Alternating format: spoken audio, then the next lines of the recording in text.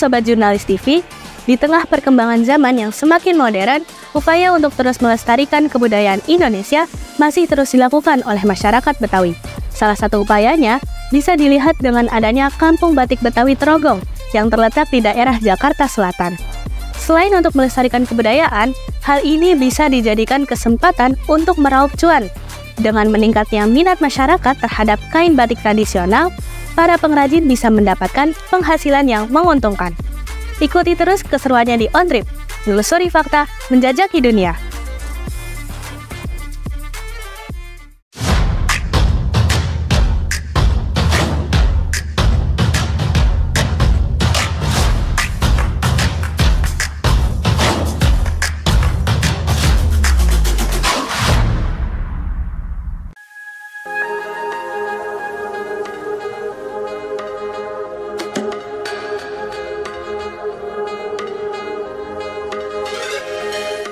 Kampung Batik Betawi Trogong merupakan tempat di mana para pengrajin batik Betawi menghasilkan karya-karya indah mereka. Batik Betawi Trogong menjadi salah satu ragam batik yang sangat berharga dan mewakili keanekaragaman budaya di wilayah Jakarta. Nama Trogong sendiri diambil dari nama sebuah daerah di Jakarta yang dikenal sebagai pusat produksi batik. Dengan menggunakan teknik dan motif khas Betawi, mereka menciptakan kain-kain yang menggambarkan kekayaan dan keunikan budaya Betawi. Proses pembuatan batik ini melibatkan serangkaian langkah yang rumit, seperti menyiapkan kain, menerapkan lilin, dan mewarnai kain dengan tangan yang terampil. Jika dilihat hasil akhirnya, batik dengan motif ornamen Betawi yang elegan dan artistik membuat batik ini sangat diminati oleh para pecinta seni batik. Pengrajin tentunya memiliki pengetahuan dan kemampuan dalam hal membatik. Mereka menggunakan teknik yang sudah ada sejak ratusan tahun yang lalu, seperti membatik menggunakan alat canting dan juga cetak. Terdapat dua cara yang dilakukan dalam produksi batik Betawi Trogong, yaitu dengan menulis dan mencetak. Dalam produksi batik tulis, dilakukan dengan pemotongan bahan yang akan dijadikan kain batik. Selanjutnya, kain batik tersebut dilukis sesuai motif yang ditentukan. Dalam proses melukis batik, saat penggunaan canting diperlukan ketelitian dan ketekunan.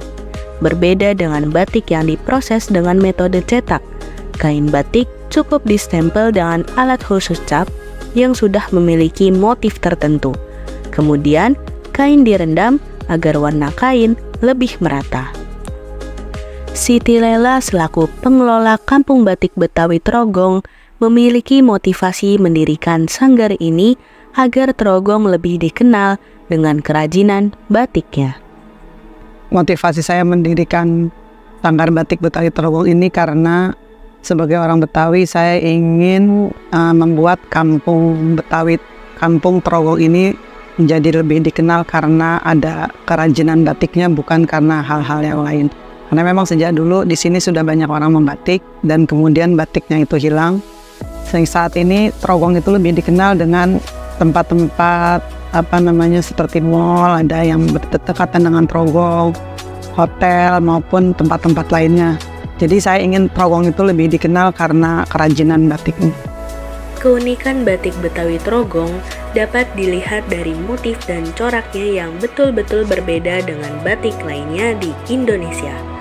Batik Betawi Trogong menggabungkan unsur-unsur estetika dari berbagai budaya yang ada di Jakarta, seperti budaya Tionghoa, Arab, Belanda, dan tentu saja budaya Betawi sendiri. Motifnya biasanya didominasi oleh gambar hewan, tanaman, beragam ikon kota Jakarta seperti Monas, ondel-ondel, serta arsitektur tradisional Betawi yang menjadikan batik ini sangat khas dan elegan. Selain untuk melestarikan kebudayaan, Kampung Batik Betawi Trogong juga memberikan peluang ekonomi bagi para pengrajinnya, mulai dari pemasaran hingga penjualan kain batik mereka akan mendapatkan penghasilan yang cukup untuk menafkahi keluarga mereka dengan layak. Selain menjadi tempat produksi, Kampung Batik Betawi Trogong juga menjadi destinasi wisata yang menarik.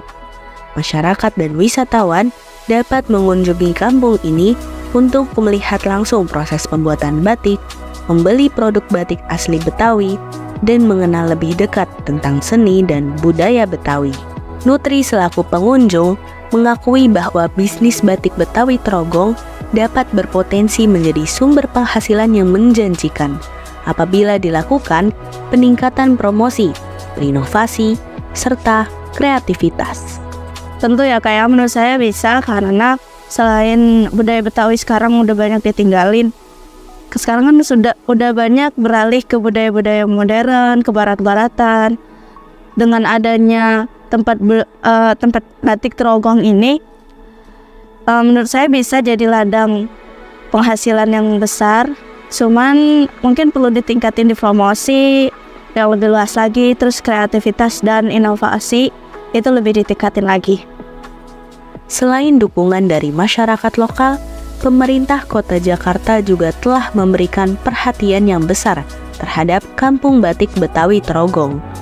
Mereka memberikan pembinaan dan perhatian khusus kepada para pengrajin untuk membantu dalam pengembangan usaha mereka.